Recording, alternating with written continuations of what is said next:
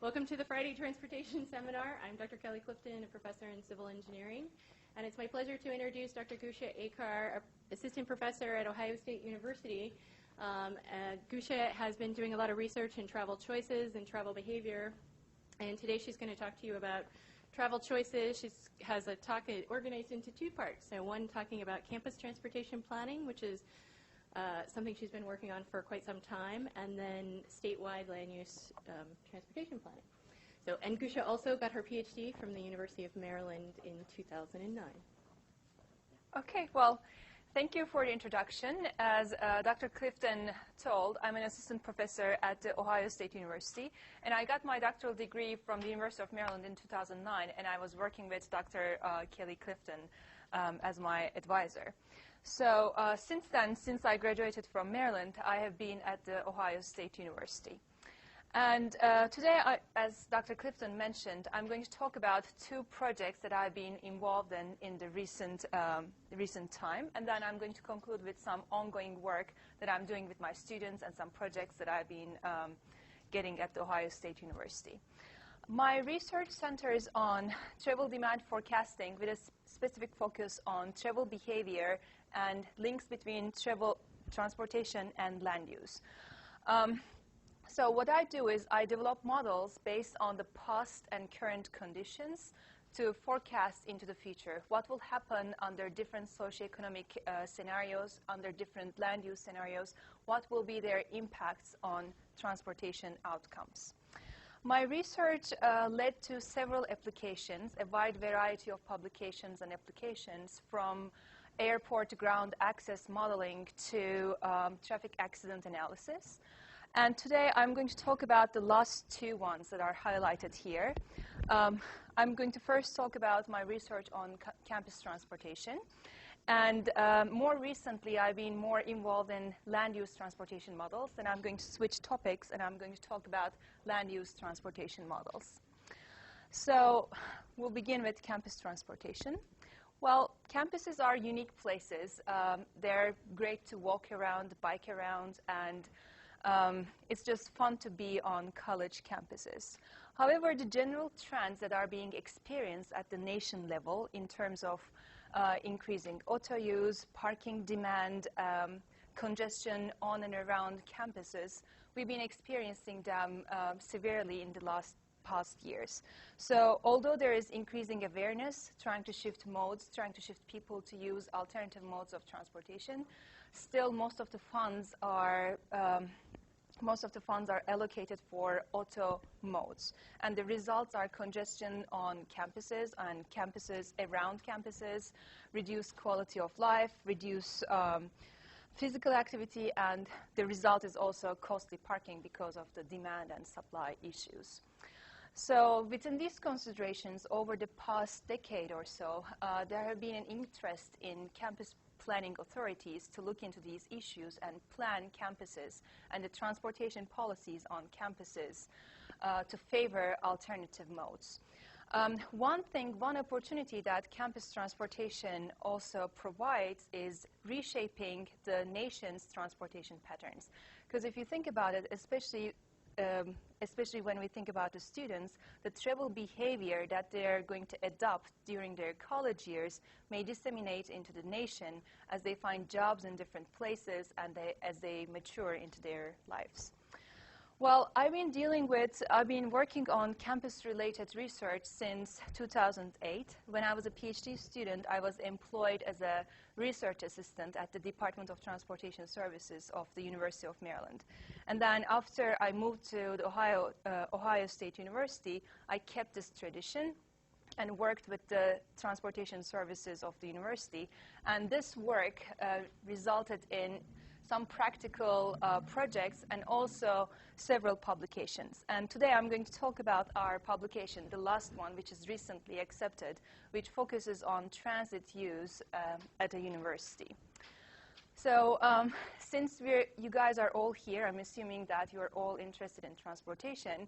So we all know that there's a long line of research that relates land use, transportation, built environment, and travel behavior. Over the last years, there has been this question, which one is more important? Is it people's attitudes and perceptions, or is it land use and built environment?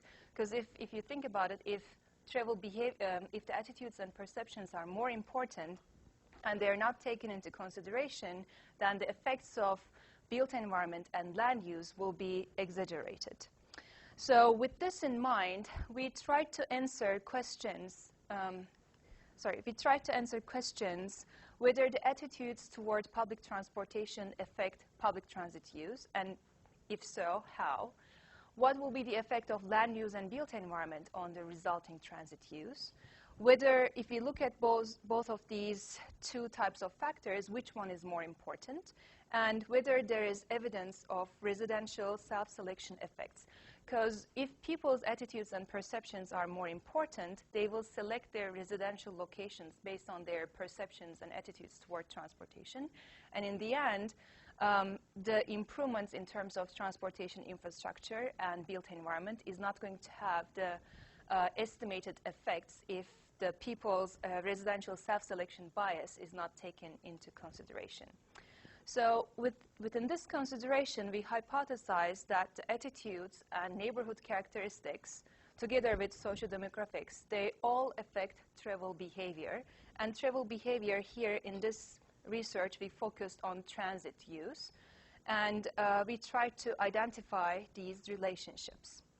So our study area was the Ohio State University campus. And Ohio State is one of the nation's largest universities. Around 80,000 people work or attend the Ohio State University. The Ohio State University is served by two types of public transit. So we don't have any rail-based transit in Columbus, but we have CABS, which is the campus area bus system, and we have COTA, which is the city's bus service. So looking at the commute mode based on the 2012 Campus Transportation Travel Survey, it's not very high. It's not too bad either, but compared to other universities, such as Portland State University or North Texas Indiana University, these were some of the numbers that we could actually find online and in recent years, comparable years online. The percentage of people at Ohio State taking transit is lower. So we tried to understand what are the factors contributing to this. And we collected data in 2012 in May. And for the sake of easiness in terms of collecting the data and data entry and analysis, we used a web-based survey. And we sent emails to approximately 25% of the campus population. We requested random emails and sent emails to around 20,000 people. And in the end, we got around 2,600 complete responses to our survey. In our survey, we asked about survey respondents' commute choices, residential locations, some socio-demographic characteristics, and their attitudes and perceptions related to transportation system characteristics in general, and some focused characteristics in terms of public transportation. So looking at some of the basic descriptive statistics, there is nothing surprising here. So we identified a transit user as an individual who takes transit at least once per week. So even if the person is taking, let's say, his or her car 4 times a week, but takes a bus once a week, we identify that person as a transit user. So based on this, approximately 30% of the survey population is considered to be transit user. And as you can expect, undergraduate students are more likely to be transit users. If they live close to a bus stop, they're more likely to use the transit. If they're living closer to campus, they're again more likely to use public transportation. So there's nothing surprising here. So to test the effects of attitudes and land use and built environment characteristics, we designed a 3-step research process. So first, we looked at the attitudes effects on transit use. And then in the second step, we looked at the built environment and land use effects on transit use. And in the third one, we combined these effects all together. I will begin with the first one, attitudes effects on transit use. So in our survey, we had over 40 attitudinal statements, and the survey respondents were asked to identify whether they agree or disagree with these statements. So as you can imagine, since we had over 40 of these attitudinal statements, in the end, some of them did not get very high responses. So if we wanted to include them in our analysis, then we were going to lose a large portion of the sample, so we decided to exclude them from the analysis. In the end, we had 23 attitudinal statements covering different aspects of transportation system and also public transit system. So we use principal component analysis to create or to group the individuals in terms of their perceptions and attitudes.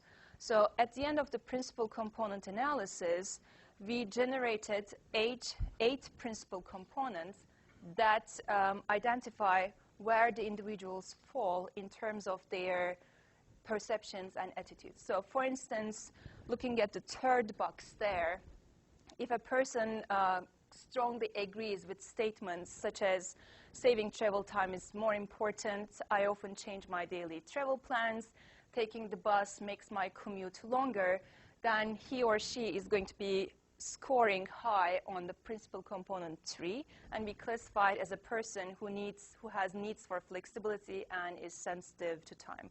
So we can interpret all of these attitudes in the same manner. So the reason we ran a principal component analysis and we didn't use these 23 attitudes separately or in a raw way in the model is twofold. So first, when we look at the correlations between these attitudes and perceptions, some of them have very high correlations. So if we want to use them in a model, that's going to cause problems. The second reason to use a principal component analysis is to reduce the dimensionality of the problem so that we're going to have more interpretable results in the end. The modeling technique that we use in this research is a binary logic model because we're modeling the choice of being a transit user versus being a non-transit user. And again, if a person takes transit at least once a week, he's classified as a transit user in our study. So we set being a non-transit user as the base case, so all of the coefficients and the variables are interpreted accordingly. And when we look at the model results, we see that after controlling for sociodemographics and location, distance from campus, the attitudes and perceptions are quite strong determinants of the resulting transit use at the Ohio State University. So the ones that are in red are statistically significant and they reduce the probability of taking transit. And the ones in green, they are statistically significant and they increase the probability of taking transit. So to be able to interpret them in a more meaningful way, we calculated the marginal effects, and looking at the principal components of attitudes, if a person is one more standard deviation, has more than one standard deviation of preference of car use, then he is going to be less likely to take public transit, and that probability is going to be 5% less than a person who is at the mean score. A person who has needs for flexibility and who is considered to be sensitive to travel time is going to be less likely to take public transportation, and that marginal effect is going to be around 9.5%. So more than half of the principal components, the attitude components, turned out to be statistically significant in the model. So the answer to the first question is yes, the attitudes do affect the resulting transit behavior. In the second step, we looked at the land use and built environment's effect on the resulting transit use. And as I mentioned before, we asked the survey respondents where they live. So we actually asked them the two crossing streets, crossing closest to their residential location. And with this, we were able to bring the built environment and land use to our analysis.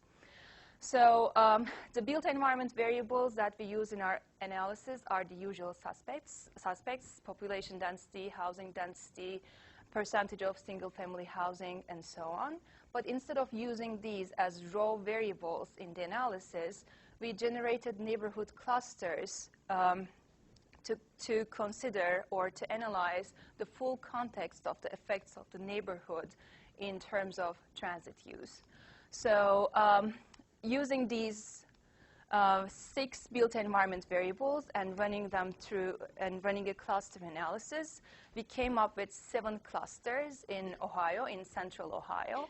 And the clusters are numbered based on descending population density. So cluster 1 will have the highest population density, cluster 7 has the lowest population density, and they would have varying employment densities and intersection densities and so on. So then we name these clusters based on their most salient characteristics. So for instance, the first cluster is urban, high density, high in terms of both population and employment, and they would have and cluster 1 TAZs would have mixed-use neighborhoods. Looking at cluster 4, for instance, it has a very large employment density, and that corresponds to the central business district. And as you move to cluster 7, as you move down the list, you will go more towards low-density suburban areas in central Ohio. So this is a map of showing the TAZs that belong to different clusters. So the idea here is that the 2 TAZs, they may have different distances to the Ohio State University or the Central Business District, but because of the characteristics that these TAZs have, the people living in these TAZs will have similar characteristics in terms of their transit use. So then we estimated the same model, a binary loaded model, looking at the choice of using transit versus not using transit, this time with the neighborhood clusters.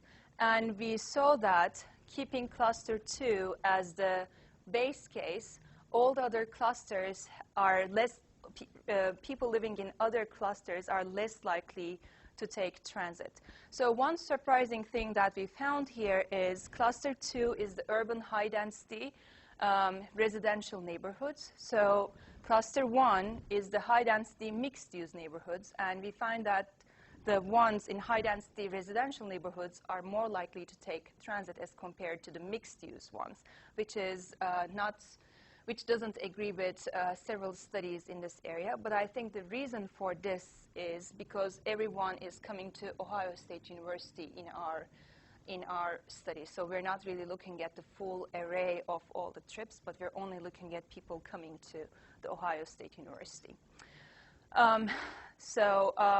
So the answer to the question whether the built environment affects transit use, again, the answer is yes. So in the third one, we combine these effects and see what happens. So the first model looks at attitudinal factors. The second one looks at the built environment. And the third one looks at attitudes and built environment together. So all those models are listed in this slide. And the first 2, we've already talked about it. But before moving to the third one thing I want to highlight is looking at the log likelihood values, the one with the perceptions, the one with the attitudes, the principal components, has a higher log likelihood score, which means that the model fit is better. So the principal components are explaining more of the transit use outcome. And when we come to the third model, where we have principal components and land use variables all together in the model, something interesting happens. Although the principal components are still keeping their significance, their statistical significance, some of the built environment variables, the neighborhood clusters, they lose their statistical significance. So the attitudes are actually explaining more of the travel behavior. They're strongly associated with the resulting transit use. So when we put them all together in the model, although the land use clusters lose their statistical significance, the principal components still keep them. However, when we look at the log likelihood results, the third model, the model with land use plus the principal components, has the highest log likelihood value. So that's the one which explains the resulting travel behavior better. So coming back to the original questions that I posed in the very beginning, whether the attitudes affect public transit use, the answer is yes. Whether the built environment affects transit use, the answer is again yes. The third question was the more important or more interesting one, which one, whether built environment, land use, or a combination explains the transit use better. So the answer is the combination of land use and attitudes explain transit use better. However, we found that the attitudes and perceptions, they're more strongly associated with transit use, and the models which don't take into account the effects of perceptions and attitudes, they're going to overestimate the effects of neighborhood characteristics and land use. So after this, we have some future ideas developing on this research into the future. So a better way to look at the effects of attitudes and whether there's residential selection bias and so on is collecting panel data where you keep the same individuals thinking their perceptions are going to be consistent over the years. And there are some land use, built environment, or transportation infrastructure changes. However, we did not have any data, any panel data covering all these. But if we are able to get our hands on a data covering all these years, plus some changes in the transportation system characteristics, we would like to see whether our conclusions hold with that data as well. We want to extend this analysis to other travel modes, because this one focused on transit. We want to extend this to other modes. And as a matter of fact, we are in the process of collecting another campus transportation survey right now. And this year, we are focusing on bicycling-related questions. So this year, there are more perception and attitude questions based on bicycling. And if possible, I would like to conduct studies using similar data from different campuses, because Ohio State, how the campus is situated, the location is very different from, let's say, Portland State. So I don't know if we had data from Portland State, similar data from Portland State, how would the results really look like? So can we do the similar conclusions with data from different campuses? So that's another thing that I would like to do in the future. So with this, and we can come back to this when it's time for questions and answers, obviously. With this, I'm going to switch gears and begin the second part of the presentation, which is on land use and transportation. So to be able to make informed decisions about the future of transportation system and land allocation, land use in a region, it's important to understand the current relationships and draw conclusions based on the current relationships. So after my move to the Ohio State University, I got more involved in land use transportation models. And we proposed a project to Ohio Department of Transportation with a colleague of mine from our City and Regional Planning Department at Ohio State University to develop a land use transportation analysis and a modeling tool for this for the Department of Transportation at Ohio.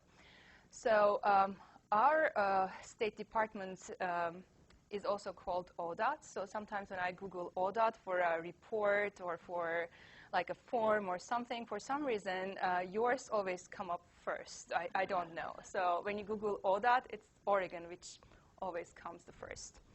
Anyways, so in this project, we're specifically looking at household travel. So although there are freight movements and so on at the state level, this project focuses on the household travel only.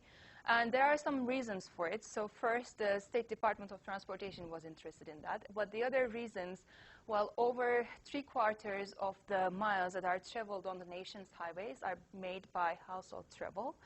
And there is need to improve our understanding of the determinants of this travel. And although there are some technological innovations in terms of low carbon fuels, energy efficient vehicles, and so on, several researchers point out that with the increases in auto use, these innovations are not going to be enough to come back to the projected or wanted emissions levels at statewide. So the modeling tool that we developed for the Ohio Department of Transportation has two components, land allocation component and the transportation component.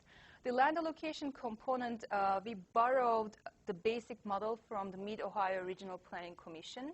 So they had a working model for the Mid-Ohio only, and we generalized that model to the whole state. And we also added some Monte Carlo simulations to bring some randomness into land allocation in terms of population and employment distributions. So in a nutshell, how the land allocation component works is, first, the region is divided into cells, 40-acre cells, and each cell is characterized by variables that would affect its future growth or decline. And these factors are used to create scores for each cell. And the development, the overall development, will be capped by regional growth control totals. So, for instance, here's an example, and this goes pages and pages, actually. There are some major score categories, such as infrastructure availability at the cell level, environmental limitations, nuisance limitations, whether the cell is very close to the airport, whether it's close to landfill, wastewater treatment plants, and so on. So based on these characteristics, each cell will get scores, plus or minus, and their magnitudes are going to change. So those scores are going to be summed up and then be weighted across the whole TAZs in the region. And the overall growth forecast is then going to be distributed based on the weighted score categories of each cell. And then the outputs of the land allocation model in terms of the distribution and distribution of employment and households will be inputs to the transportation component, together with household characteristics and transit information. Then we have two simple transportation models. The first one is a trip rate model, which estimates the auto trip ends at the TAZ level. And the second one is a trip distance model, again at the TAZ level. And then together with the information coming from those two transportation models, we estimate the vehicle miles traveled at the TAZ level. So we're trying to answer questions given a land allocation scenario in terms of number of households and number of employment in different TAZs. How many auto trips will be generated? What will be the resulting VMT? And what will be the average trip length? And we use data from household travel surveys across Ohio and estimated these two transportation models. So, well, Ohio is different from Portland. So looking at the percentage of auto trips across the state, they're over 90%, and it actually comes to closer to more than 92, 94% in several regions in Ohio. And looking at the average trip lengths, the average trip length is around 7 or 8 miles across the regions in Ohio. So the first model, as I mentioned, is the trip rate model at the TAZ level. And we estimate the number of auto trips at the TAZ level as a function of 4 different employment categories: retail, industrial, office, and other, and number of households. We also use availability of transit as a correction in the model. We estimated separate models for metropolitan and non-metropolitan areas. And the dependent variable is the number of auto trips generated at the TAZ level. So here, the green ones are the ones which increase the number of auto trips, and the red ones decrease the number of auto trips. So as expected, as you add for each employment or household that you're adding to a TAZ, there will be more auto trips generated. However, there is a transit correction here. So we have these interaction variables with different employment types and transit availability.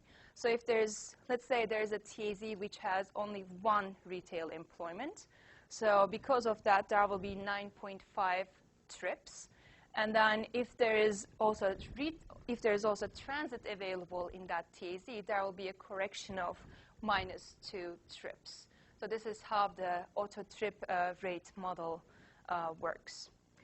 So this is for the metropolitan areas. For the non-metropolitan areas, we do not have the transit correction. because in non-metro areas there's no transit and there's no discussion of having a transit in non-metropolitan areas, obviously. So the explanatory power or the goodness of fit of these models are quite strong. And when we look at the predictions across the Ohio, we are being able to predict the number of trips, the number of auto trips quite well across the whole state.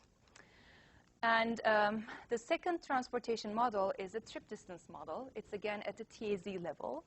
And we have the trip distance as a dependent variable.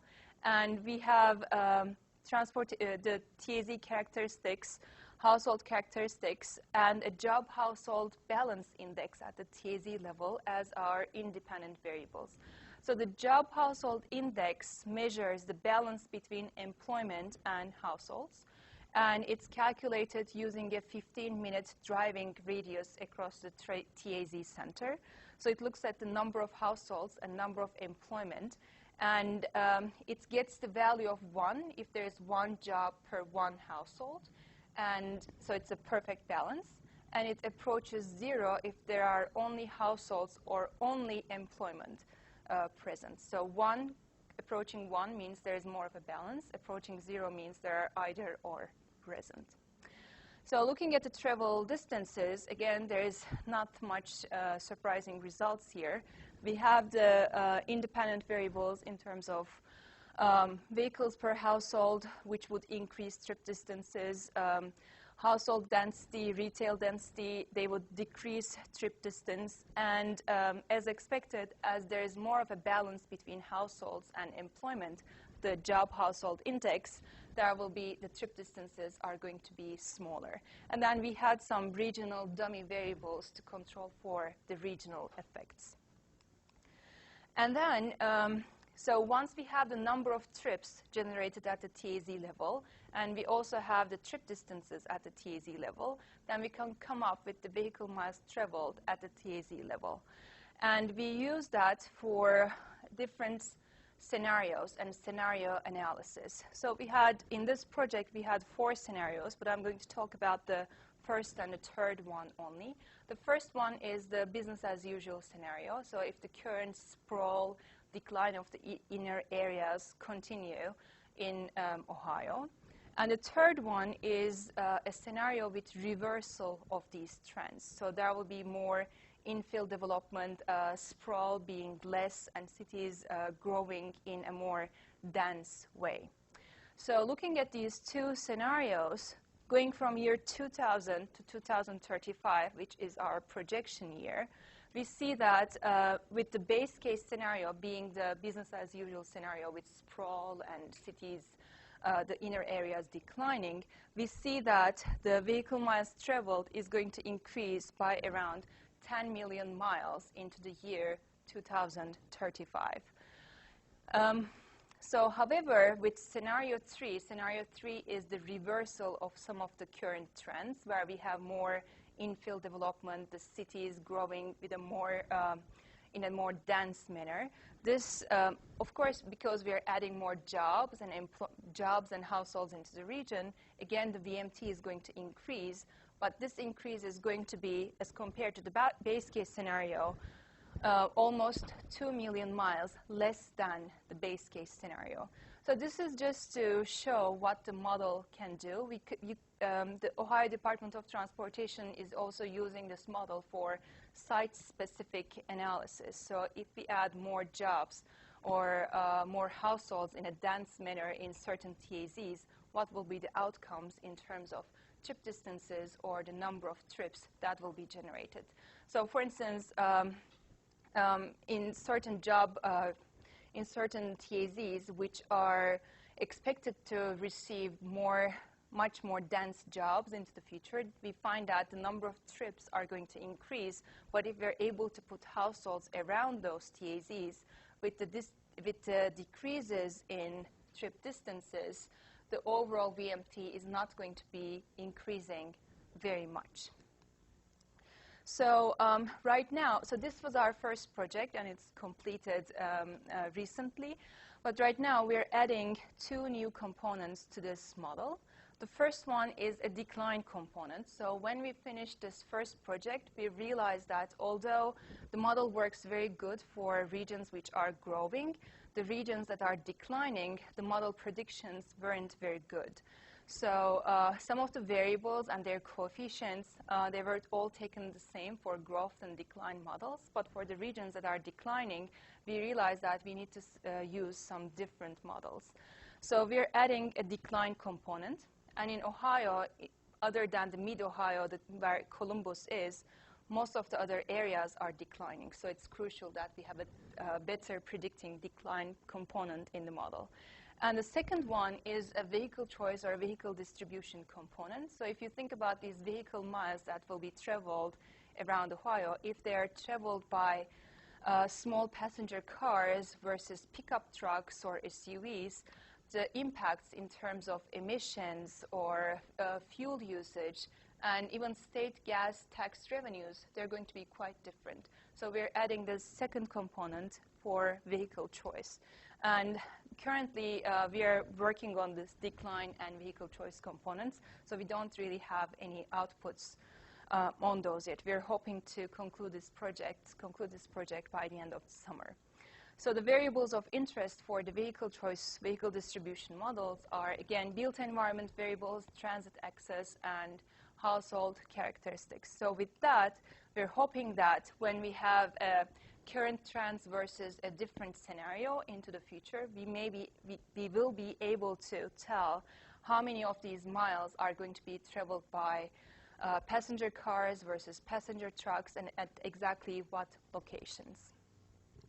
So to conclude my talk, well, today I talked about two different projects which are actually very different from one another. One is at the regional level, one is at the individual level. But the common thread between those two projects is looking at the current and past relationships and projecting into the future what will happen in the future if sociodemographics, land use, and built environment change. So other than this, what's happening in the city and regional planning at The Ohio State University?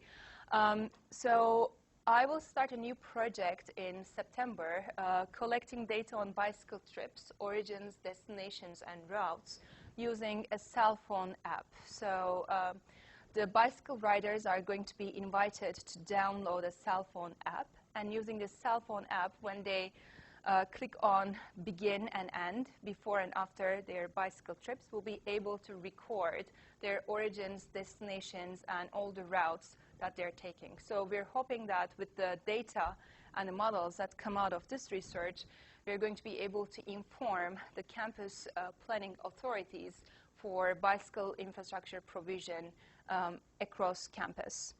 So I currently have two PhD students which are working on different topics. So Na is working on activity space and built environment, and she's tying them to equity concerns. So she's looking at whether people who have large activity spaces in terms of these polygons that they cover during the day, do they have more access to opportunities and different facilities, or the ones which have smaller activity space have more of this access? So which one is better, and can we actually explain these activity spaces by people's income or race or their socioeconomic characteristics? Eugene is looking at joint versus individual tours and trip chains and looking at how these affect VMT. So we know that trip chains, when people chain their trips, this will have a negative impact on the overall VMT because you're not going back home or back to work all the time. And people who do joint tours or joint trips, if you think about it at the household level, their VMT is going to be lower. However, those two are negatively associated with one another. So people who make joint tours, they are less likely to make trip change. So he's trying to identify which one is actually more important if we want to reduce VMT. So if we want to come up with policies, should we go for people making joint trips, or should we push for people making more trip change. So he's trying to answer that question. And my master's student, he just graduated. He had an interesting topic. So he looked at a different future where we have more driverless vehicles on the road, and what will be the preferences of bicyclists and pedestrians in terms of the infrastructure. So if there are more and more driverless vehicles on the road, should we plan for more separated facilities for bicyclists and pedestrians? Or do we think they will be actually feeling safer on the road with these driverless vehicles? Because if you think about all these crash detection technologies and so on that's going on in the driverless vehicles, it may actually be safer, so people may feel safer with the driverless vehicles on the road.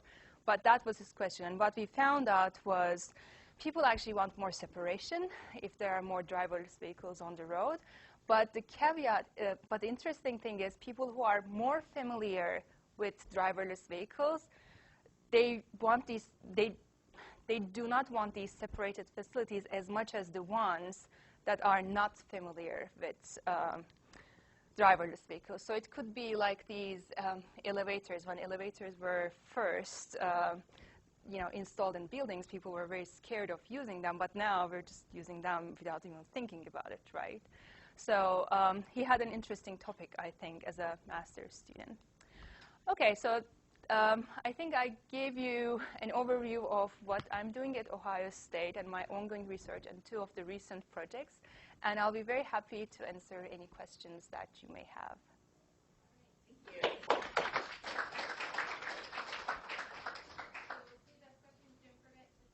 you. Okay, Neil Ellen.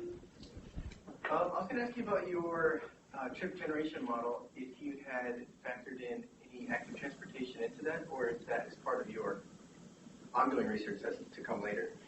So we didn't really factor in any active transportation there. So we only had that transit availability. There are a few reasons for it.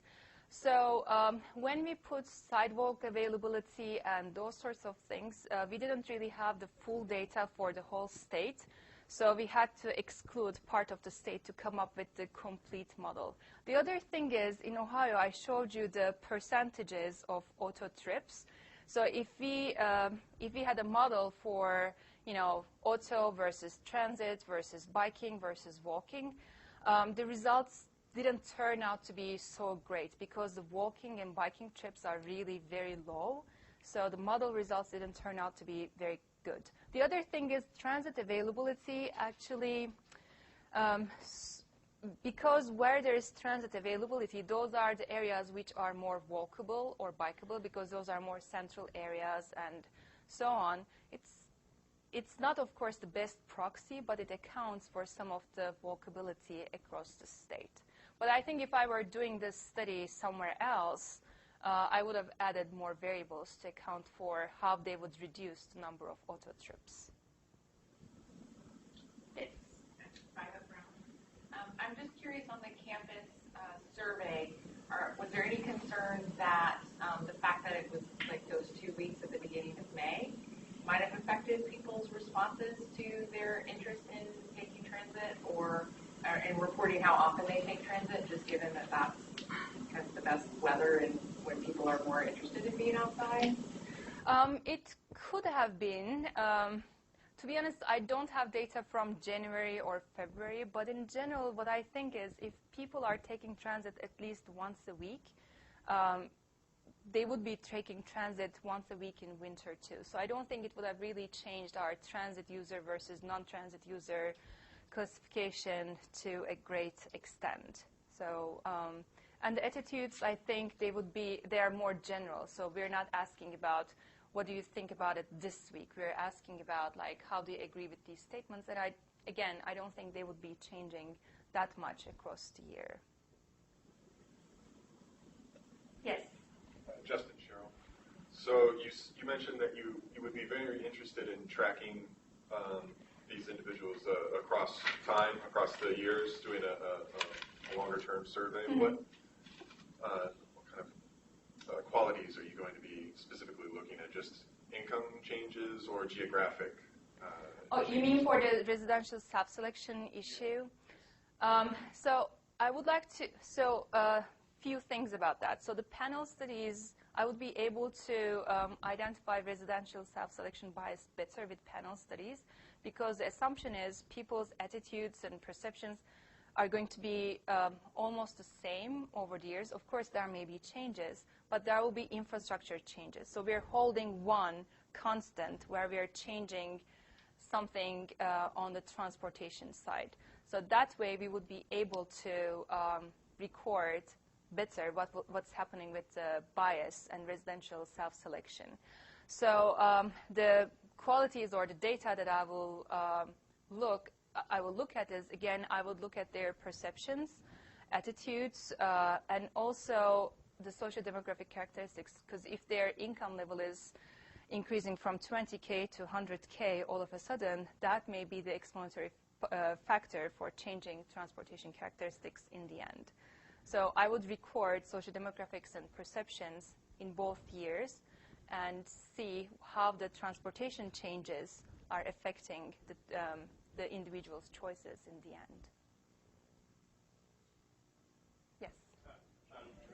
I was just going to ask, and kind of piggybacks off the last question a little bit.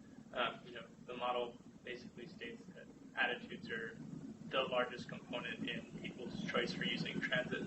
So how do you go about potentially improving attitudes towards transit? Yeah, I mean, in theory, you would want to move away from people using their own vehicle. So how do you kind of utilize the model to move forward, I guess, is my question. So a few things that we identified in our model is people who like spending their, who like doing something extra with their time on their bus, on the bus, is they're more likely to take transit. So we're thinking about, actually, the transportation services is thinking about in their next advertising campaign or something, use some of this, like use pictures of students who are, playing with their iPhones or, iPads or cell phones or anything like that. Because if you think about it right now, if you're on a bus, you can do whatever you want. You can text, you can read a book, and in Ohio, especially in our campus, you see students doing that all the time. But when you're driving, you cannot do that. So we see that people who are more likely to do something else with their time are more likely to use buses. So if we can give them or advertise them this opportunity, that might increase the number of bus riders. A few other attitudes are linked to, of course, bus service improvements, because people talk about if the buses come more often, I will be more likely to. So there's this group of people who are, one step away from taking transit, and they're saying, if this happens, if that happens, then I will be taking transit more often. So then some system improvements are going to be in order. And also the dissemination of the information. So people, if their social network is taking transit more, they're more likely to take transit. So we identified that one as well. So if there are ways to identify, who is taking transit, this neighborhood effects, that will also translate into more people taking transit. Yes?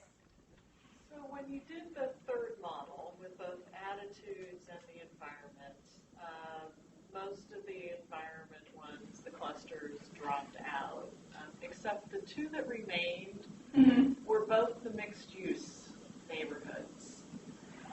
And you had made a note that the findings about the mixed use were unusual and that it had a negative effect on transit. So I'm just trying to think about that a little bit more. I mean, is it just as simple as if the mixed use neighborhoods were maybe right close to campus and people are biking or walking instead? Or I don't know what your thoughts on that are. So actually for the mixed use and those very high density residential neighborhoods, in terms of distance, they're not really that different from one another. But the high-density residential ones are actually closer to campus. But we are controlling for distance from campus. So the distance really cannot be the factor. What I think about why did the other ones drop and those ones stay, the ones that they drop, they are the ones who are more outer, who are further out from campus. And I think they're more strongly associated with people's perceptions and attitudes. Because if I'm a person who is thinking, I'll drive anyways, and I don't really care about transit or biking and walking, I will just live in those, outer areas. And when you model me, I think you're going to find that my perceptions and attitudes are the factors that resulted in this behavior. But the ones which are, closer to campus, like these mixed-use areas, high residential density areas, we find that maybe the attitudes and perceptions of people in those locations are not too different from one another. And actually, it's not in my backup slides, but maybe I can share that with you later on. We looked at these attitudes and perception differences across different clusters.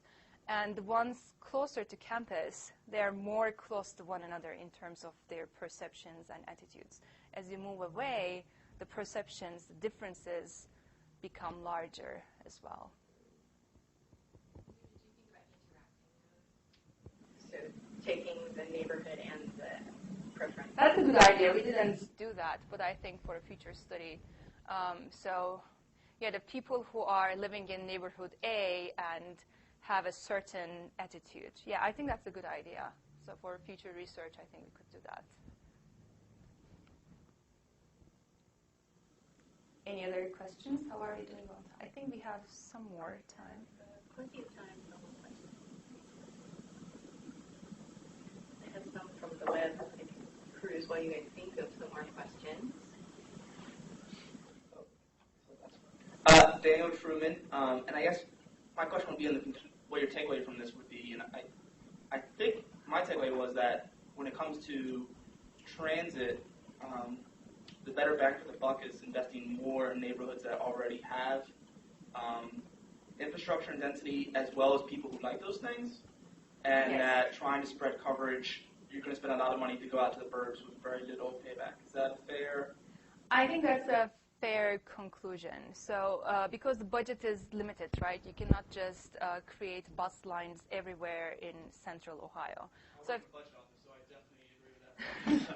if the budget is limited, there has to be different target groups, like the first target group. The first target group should be the people who are living already close to campus and improving the bus service for them, and then moving little by little outside. So I don't think if we just put a few bus lines in suburban areas, I don't think they're going to increase the bus ridership drastically. Of course, there will be some people attracted to that, but there may be a reason why the people actually decided to live in those suburban areas in the first place, right? So when they were making those decisions, they probably thought like, okay, I don't really care about taking transit or biking, so I'll just live there. So even if you provide them with a bus service, they may not take the bus service. I have another question about your integrated model. So you said for the shrinking cities that the models don't perform as well there. Do they overpredict or underpredict? It was various. I mean, there were some that were overpredicting, there were some that were underpredicted. So because we're distributing the overall employment or household forecast, the overalls were still matching, but there were some which are going under or over. So what we're planning to do, and we're in the process of doing that, is coming up with a discrete continuous model where the first one will first identify whether the whether the cell is more likely to decline or grow, and then based on that, a continuous model to predict how much that growth or how much that decline is going to be. The other idea we have, and this is in progress, so we don't know which one will perform better, an ordered model where, high decline, moderate decline, low decline, 6 or 7 categories, and then using some simulations for attaching the exact value of growth or decline within those categories. Decline in population, decline in employment? Both. I have a question from the web. Somebody asked if you were going to redo your first campus study here in Portland.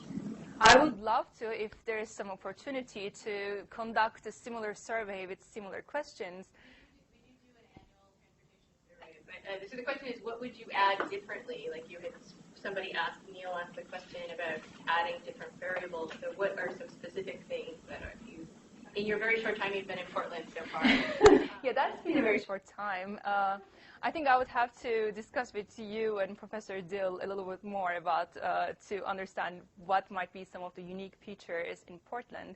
But I think I would be more interested in really looking at the differences of Ohio State versus some other campus. And Portland State, it would be a very good one because the context is very different here, and see if the results are matching. So if I want to do some comparative studies, I would try to keep the questions as similar as possible so that I can then compare the results between those two studies.